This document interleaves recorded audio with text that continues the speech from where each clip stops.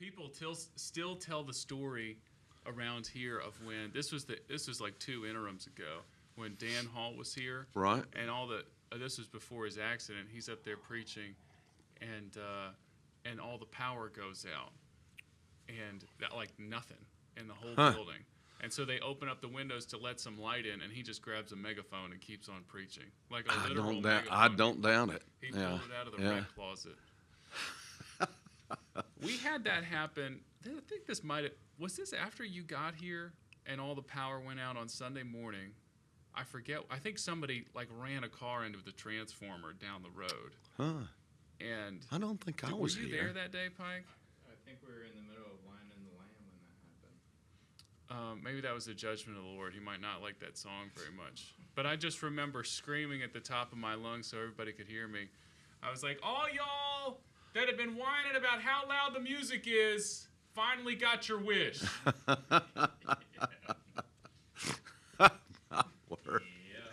Oh. But then we finished the song acoustic. Yeah, we finished it up. Yeah. Well, it was just such a I mean, it didn't. That's not a... Give me another what's another crazy tech story? We're talking about this because we had a lighting snafu yesterday. Was that the second service or the first service? It was only in the first service. Well, we were doing, in my first church out of seminary, we were doing a big, God had just blessed and the church was growing, and we had a big children's choir. It had just mushroomed. And we had really this couple that came in, Eddie and Kathy Briggs, who were excellent working with children and doing musicals. I mean, they were just the best in the whole area, lay people. And we were putting on it really was at Easter time, this thing about Paul, and I can't remember all of it, but I think I played Paul for a little bit. Oh, cool. And we need to put this down. I didn't know that pastor had such and there was a chops. Roman, and my educational guy was the Roman centurion or whatever. And one funny thing is he's the throw me down. He's the, throw me down. And I hit the floor, and all the people in there, you go, he hit the preacher. But you would ask him what are things. We were in the restroom prior to that, and the people that we had working the sound were not the quality of Brody. Maybe not professional and, level. And Josh, and they had our mics on. So we were heard in the bathroom? Yes. We were heard out in the...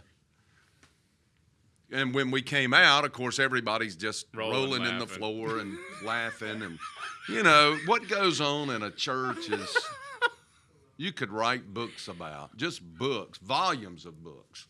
Golly, there's been so many horror stories about the mic on at the wrong time. Hey, the first time we had Dennis Swanberg, something like what you just talked about. We were having the auditorium redone. We were doing something like that, and something blew up right before, and I mean, everything went out. Yeah. And we had to hang one lone light bulb, and this was in an auditorium. If you took out that middle section where the doors are and it just went completely around, it sat about 1,500 people. Wow, yeah. In there. Big, but it had this real high ceiling. Yeah. So we just had one little naked light bulb on a cord. That's all you had. Up on the stage, yeah. And the place was packed. So everybody you were doing a Coldplay video? Swanberg. You're not going to get that. Never mind. So, but, And then so you never know what's going to happen. Dennis Swanberg and a light bulb. Yeah, you don't. Well, yesterday, almost every Sunday now, the first service ends. I finish the music, and I'm listening to you on my monitors, and then I'll come back and I'll sit in my office and I'll listen to the message. I'll double check the live stream, and I'm typing notes. I'm getting ready for this. Well, every time I'm about to bring up the live stream, it's always showing me like different church services that are happening, because obviously everybody is having a church service. And I was like, well, I'll just click on this one. It looks kind of cool. And it was this church. I forget what the name of it was. But they were way bigger than we are. Mm-hmm. And within Brody's going to laugh at this. Within 15 seconds, I saw an error in their lyric slides. And I'm like, man, this just happens everywhere. Yeah, I love it when you're singing something and they get way behind on it, and nobody knows the word. Everybody's just kind of going,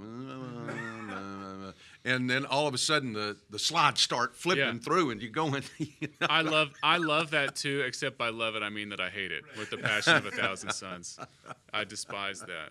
We had a weird one. I remember this was when I was in Nashville, and we were singing one of those old dusty hymns that I liked so much, and one of the lyrics, it was a Christmas song, and it was supposed to say, "See how humankind received him. See how humankind received him." Like, oh, what a beautiful lyric. But it got auto-corrected from humankind to humanoid.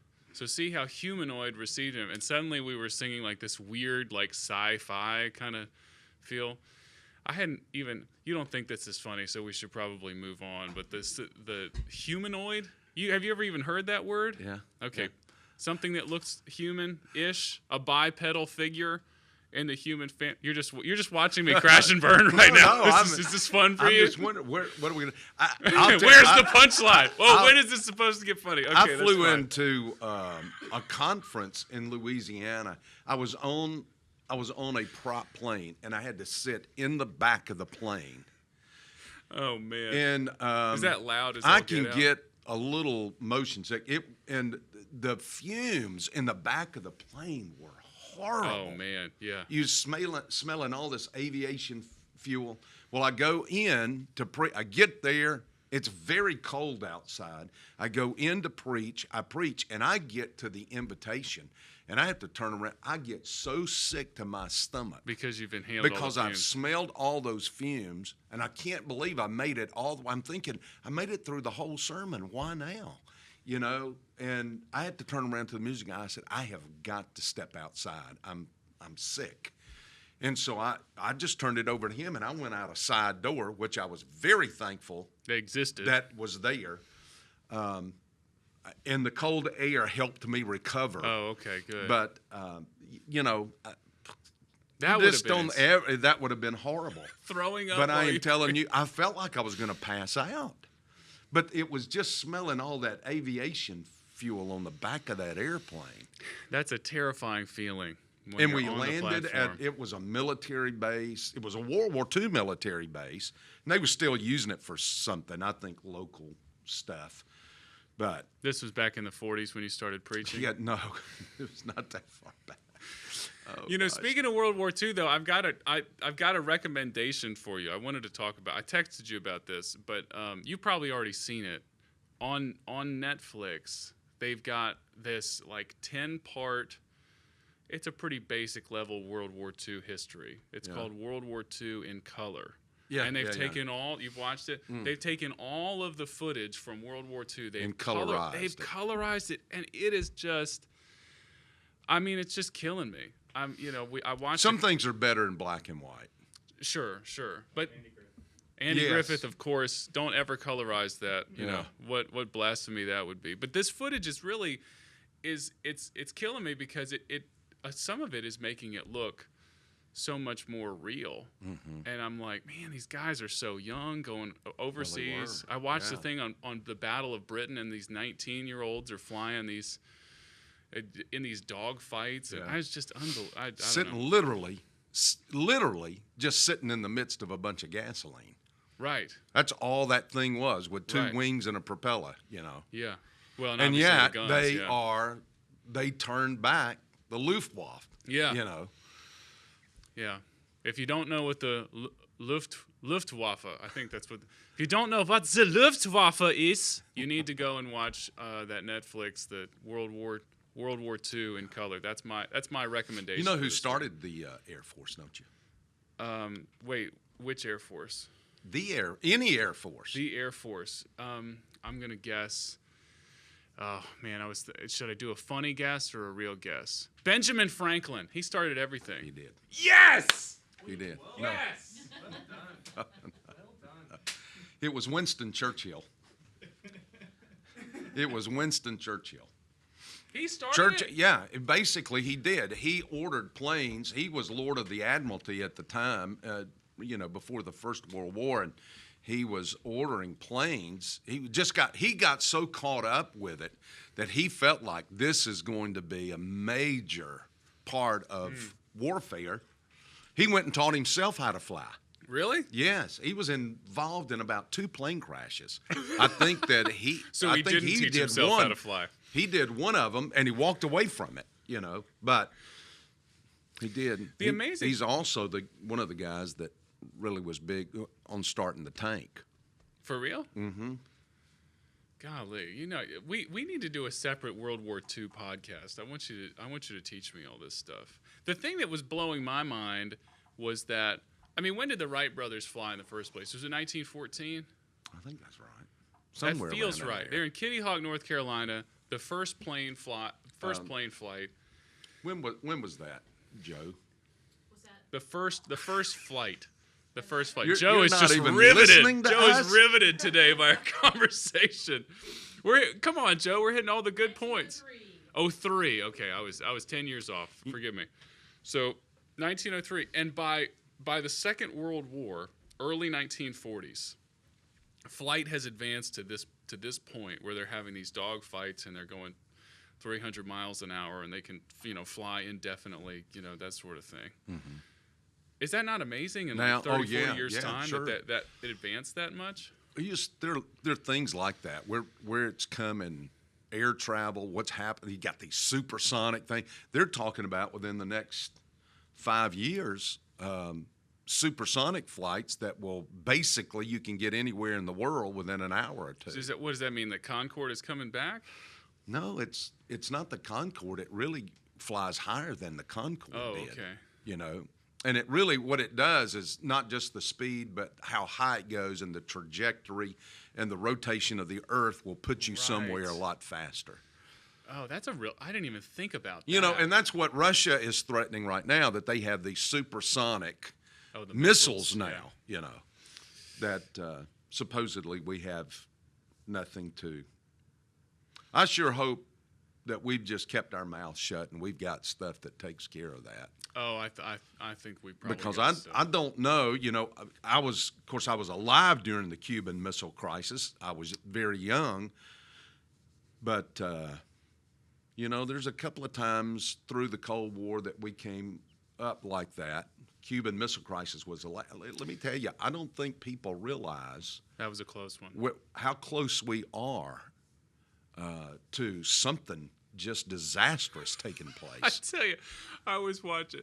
So I ended up watching a couple of YouTube videos with my son this past week about submarines. Yeah. And he had like a submarine in one of his kids' books. I was like, son, let's just look at some videos about submarines. He's like, yeah, Dad, let's do it. He's real enthusiastic these days. It's really fun hanging with him. And so I look up and I'm like, wow, son, look at this stuff. Well, in the first 30 seconds of this submarine video, the guy's like, and the thing about submarines is that they are the deadliest weapons ever created. And they talk about how with all the submarines in the world that there's so much nuclear payload on the different submarines around the world that are in the water right now that the entire world could be reduced to ash in 28 minutes. Yeah. And I'm sitting there with my son, and my son's like, Dad, check out that submarine. And I'm like crying, like thinking about how the world's going to end. Listen, the Russian defense minister said this morning that their submarines could fire 500 nuclear warheads. They're just out there just talking about it. Like, I tell you, I think we got a madman who has he's a French fry short of a Happy Meal over there. It's a scary thing for sure. Well, you led us in a prayer yesterday that I thought was very appropriate. We this is something we got to pray about. There's no way that I tweeted the other day, "Where's James Bond when you need him?" Well, he's dead according to you. Well, he's dead according to the movie. He died at the end of the last movie. I haven't seen it yet. He died. You haven't seen it?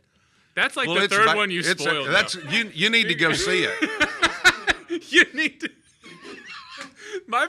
The first time you did that. Because it's the very thing we're talking about. Yeah, it is. We need James Bond. Hopefully that when they bring him back to life, he'll be a man and not a woman. Just send him up there to Moscow and let him find Putin or something. Can we? But he is no more. I remember the first time you did that with a movie. I think that Frozen 2 had been out Were you here for this, Brody? Frozen Oh, 2. I spoil Frozen for you. Was- How do can you it remember spoil? this? It's Frozen. Frozen 2. There's an audible That was laugh. actually really good. How can he spoil it? It's Frozen. You gave it freezer burn, Pastor. The movie had been out for like 2 days. And you used an illustration that Elsa dies at the end. And the whole congregation's like, wait, what? She does? Well, I'm sorry. It may have been out 2 days, but with my grandkids, I'd already seen it 36 times. I was sick of it. It seemed like it had been out for 50 years. That was one of my favorite, and that was one of the most appropriate. I'm getting ahead of myself with the message, but you finished things up on Zephaniah 3, and you talked about like the joy that you have in your grandchildren, no matter what. And you talked, man, I feel that so much. We had a baby 2 weeks ago, and I just am holding this child, and I love her so much already. Every time I hold her, I just want to sing, Pastor. I mean, I know I'm kind That's of a neat. kind of a singer by trade anyway, but every time I hold her, I'm just so happy about it. And to think that that's how God treats his children is amazing. Yeah. That's one of my favorite. And the Bible passages. says you're an evil father. I know. In comparison to God. In comparison, that's right. Comparison to God. And yet you give your children good things as a fallen, evil, wicked Yes. You've made your point. Thank you very much. Thank you Father. very much. Yet you give your children good things. How much more? How much more does our Father good love heavenly us? Father. That's right. Let's talk about this message yesterday. So you preached 2 of the, well, I guess you didn't totally preach Zephaniah 3, but these are 2 of my favorite passages in the Bible. You know, we've kind of talked about before. We both love John chapter 21. Incredible. This thrilling doxology, soaring doxology at the end of Jude. Wonderful. And then It really is. Zephaniah 3. So you have an opening statement before I ask you any specific questions? No, just those last, the last 2 verses, the doxology there, I think is the greatest one in the New Testament. I don't know. It just appeals very much to me. I just don't know anything that's great. The end of Romans 8 is pretty, Oh, yeah. 22 and 23, the verses 22 and 23 to me are so convicting as well. Well, I wanted to focus on those a little bit because I wanted you to dig into, because I know that different commentators interpret the garment polluted by the flesh in different ways. I kind of if you're comfortable, I wanted you to share some of the other ways that people have talked about that one. Yeah. Well, what they say about it, we really can't say. Well, you wouldn't say.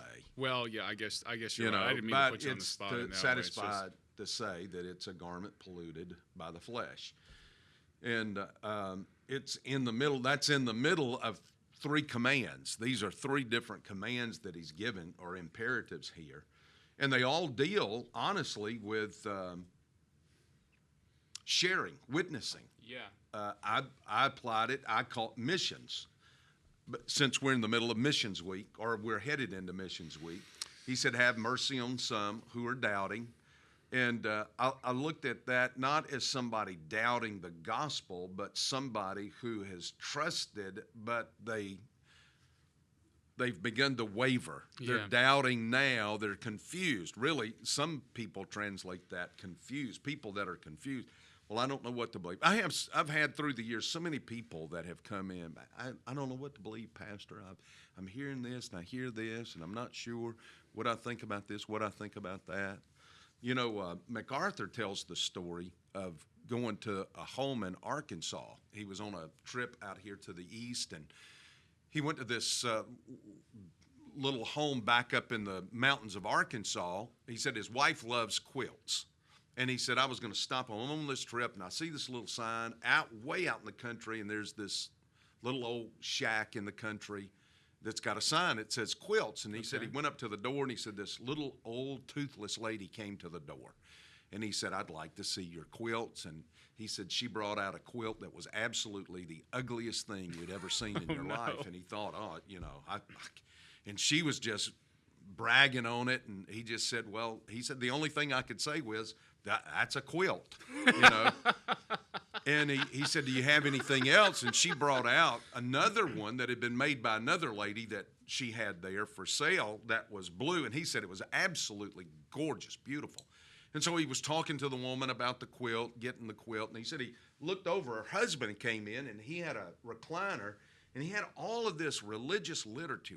I mean, everything. And he said, I started leafing through some of it, looking at it, and he said he had stuff from the Roman Catholic Church and stuff from Jehovah's Witnesses and stuff from the Watchtower and stuff from, Garner Ted Armstrong and stuff from this and all stuff over from the that place. and all this other stuff. And he said, boy, you sure have got a collection of religious literature. And he said the old man made a statement. He says, yes, and there's good in every one of them. Oh, boy. And, MacArthur comments on that, and he says, the truth is there's death in all of that. There's not truth there at all. Truth is found in the Word of God. It's not found in all of that stuff that the guy was reading through. And so that's where you have people. You have people that honestly, they look to Mormonism, they look to the Watchtower, they look to, all these different things, just grasping for some kind of truth that's out there. And they're confused.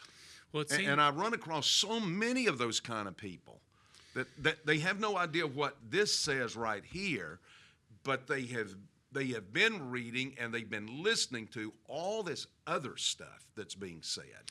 well, I feel like these days so much of it is passive. The world is just coming at them. What's coming at them through social media? What's coming at us through the TV? And then at the end of the day, you end up wanting to deconstruct your faith because it was never been constructed in the first place from the actual. Yeah.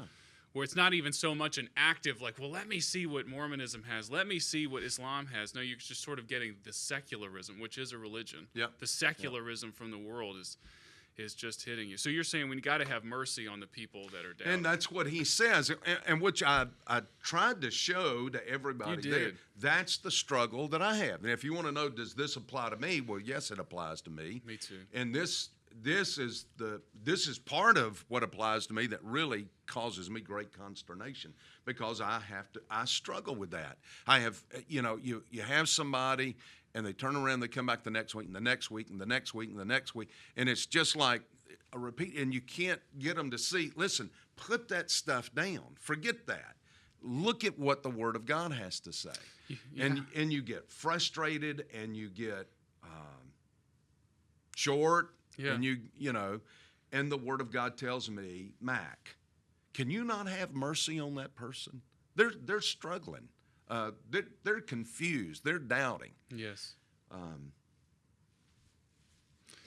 I have to stop and think the mercy of God in my life. Right. I know he's got to think, I'm going to zap this kid. I just one more time here, and you're done. And I have to stop and think, well, he's not done it. He's merciful to me.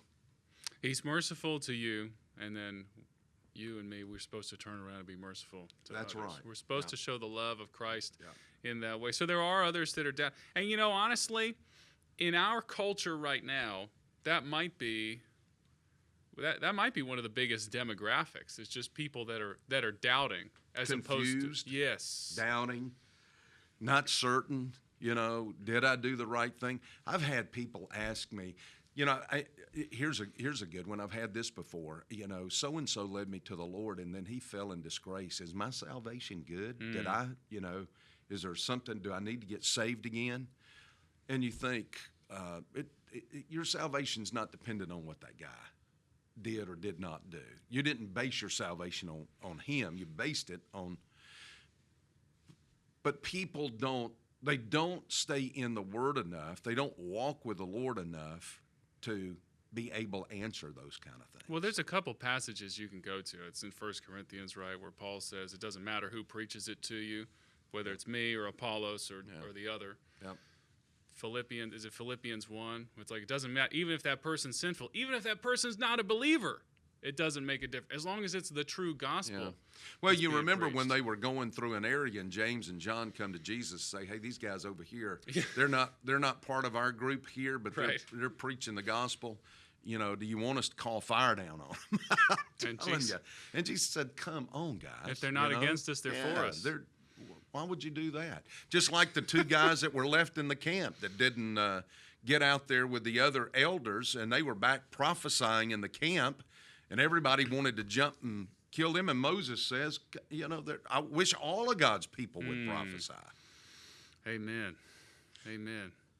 Well, God, there was so much more there in the text. We're about to run out of time. I'm thinking maybe we should chat about what's coming up in the weeks to come, Pastor. Well, this coming Sunday, Joey Allen, who is professor of missiology at Midwestern Yeah. is going to be here. Great guy, young guy who spent a lot of his life on the mission field in some very dark, difficult places.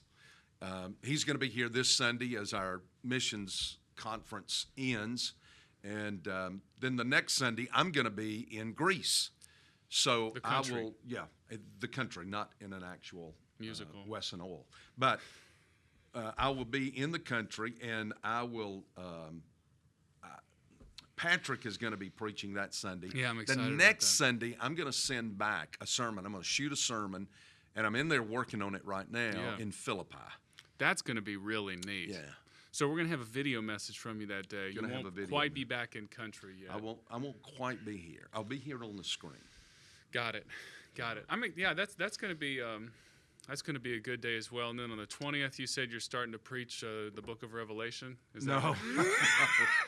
No, but talking about nuts that are out there. Somebody sent me a video. A pastor sent me a video. I just look at some guys and I think, they'll do anything to get out of studying.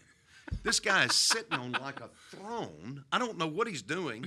And he's got two people dressed up like bears that run into the service and chase a guy out of the service. And I guess they're supposed to be Russian bears. And I just sit and think, Is that another independent fundamental guy? I don't know who he is. I really don't. I'm glad I don't know. And I just think, you know what? This is a classic example of somebody who doesn't study, and he just fills up. With all the stuff you have to think up to be that creative, why not put it in the study? Instead of having bears run through your auditory. And he's got bear sounds, Where's the sound of my bears? And you hear this roaring. I'm thinking, Lord have mercy. So Lord have mercy. ironically, you've used this long answer to filibuster while not telling me what you're going to preach on the 20th. I don't have a clue. I don't have a clue. I don't know. I've thought, maybe it would be good to go over to the other brother of Jude, James, the two half-brothers of the Lord who write and preach out of James. And then I've thought, after preaching such a difficult book, I thought it would be nice to go to the Psalms of Ascent. Oh, yeah, and the 120s. Yeah, I love those. And preach that. So you like that? Oh, I love that. I love it. I'm going to have to think of something different to do. Bye, y'all. See ya Wednesday night, Friday night, Saturday morning, whenever you're coming to World. Darn it! Cut that out. One mission. One mission. Didn't even kick. Almost kicked faster. Not like that's an expensive camera. Did you get your Pelham Diner this morning, Pastor? I did. I saw you pulling out. Did you? Yeah. Yeah, I left my coffee in there. Oh, The man. waitress in there, she'll always fix me a cup to go.